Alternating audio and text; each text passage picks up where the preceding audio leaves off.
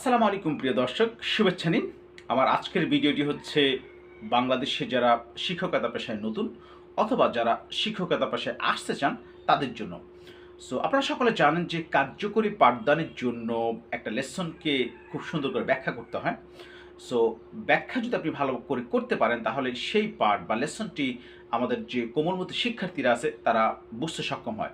So আমি আজকের এই ভিডিওতে কার্যকরী পাঠদানের জন্য কিভাবে একটি লেসন বা পাঠকে ব্যাখ্যা করতে হয় সেই বিষয়গুলি তুলে ধরার চেষ্টা করবো ইনশাআল্লাহ। তাহলে চলুন মূল আলোচনায় যাওয়া যাক।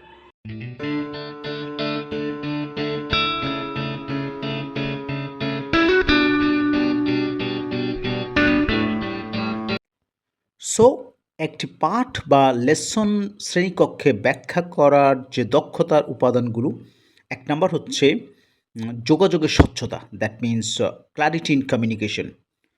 একজন শিক্ষকের প্রথম থেকে উচিত আসলে তিনি যে পাঠ বা লেসনটি শ্রেণীকক্ষে উপস্থাপন করবেন সেখানে যোগাযোগের স্বচ্ছতা থাকার সর্বাধিক প্রচেষ্টা করা। এর অর্থ হচ্ছে শব্দভাণ্ডারের সঠিক ব্যবহার এবং সঠিক বাক্যের ব্যবহার, যাতে করে আম শ্রেণীকক্ষে যেসব শিক্ষার্থী উপস্থিত থাকবে তারা যেন পাঠে মনোনিবেশ করতে পারে, এটা একটা দিক। আরেকটি দিক হচ্ছে আমরা প্রায়ই লক্ষ্য করি আমাদের শ্রেণীকক্ষে কিছু অমনোযোগী শিক্ষার্থী থাকে। তাহলে এক্ষেত্রে যোগাযোগের যদি স্বচ্ছতাটা বজায় রাখা যায় তাহলে দেখা যায় যে অমনোযোগী শিক্ষার্থীরাও আসলে পাঠে মনোনিবেশ করবে এবং এক্ষেত্রে ছাত্র এবং শিক্ষকদের মধ্যে একটা ভালো মিথস্ক্রিয়া হয় যদি সেখানে শিক্ষক যোগাযোগের স্বচ্ছতা বজায় রাখতে সক্ষম হয়। নাম্বার 2 হচ্ছে সামঞ্জস্যপূর্ণ এবং সমন্বিত বাক্যের ব্যবহার। এখানে একজন শিক্ষককে অবশ্যই নিশ্চিত করতে হবে তিনি যখন পাঠ বা লেসনটা শ্রেণীকক্ষে আলোচনা করবেন, তখন ১ম থেকে শেষ পর্যন্ত তার বলা সমস্ত বিবৃতি বা বাক্য সেটা যেন শিক্ষার্থীদের কাছে বোধগম্য হয় এবং শিক্ষার্থীরা যেন কোনো সমস্যা ছাড়াই তাদের অর্থগুলো বুঝতে পারে। এক্ষেত্রে একজন শিক্ষককে অবশ্যই এটা নিশ্চিত করতে হবে যে ক্লাসের শুরু থেকে শেষ পর্যন্ত তার বলা প্রতিটি বাক্য, তার বলা প্রতিটি শব্দের ভিতরে যেন সামঞ্জস্যপূর্ণ এবং সমন্বিত থাকে সেটা নিশ্চিত করা। নাম্বার 3 হচ্ছে যোগাযোগের সাবলীলতা, that means fluency in communication. একজন শিক্ষককে অবশ্যই যোগাযোগের ক্ষেত্রে সাবলীল হতে হবে। যে পাঠ বা বিষয়টি তিনি শ্রেণীকক্ষে পাঠদান করবেন সেই বিষয়ে তাকে সাবলীলভাবে কথা বলতে হবে, যাতে করে শিক্ষার্থীরা বিষয়টি সম্বন্ধে বিভ্রান্ত না হয়। যে ভাষায় শিক্ষক পাঠদান করবেন অবশ্যই তাকে সে ভাষার উপরে দক্ষতা অর্জন করতে হবে এবং সাবলীলভাবে কথা বলার যোগ্যতা অর্জন করতে হবে। শিক্ষকের বক্তব্য হবে স্পষ্ট এবং কণ্ঠস্বর এমন হবে যাতে পিছনে বসা শিক্ষার্থীও শিক্ষকের কণ্ঠস্বর ভালো করে শুনতে পায়। পাঠ বা লেসন ব্যাখ্যা করার দক্ষতার আরও একটি গুরুত্বপূর্ণ বৈশিষ্ট্য হচ্ছে উদাহরণ ও দৃষ্টান্তের ব্যবহার, use of examples and illustrations. একজন শিক্ষক যখন শ্রেণীকক্ষে পাঠ সংশ্লিষ্ট বিভিন্ন উদাহরণ এবং চিত্র প্রদান করেন তখন সেই পাঠটি আসলে শিক্ষার্থীদের কাছে আকর্ষণীয় হয় এবং শিক্ষার্থীরা আসলে সেই পাঠে মনোনিবেশ করে।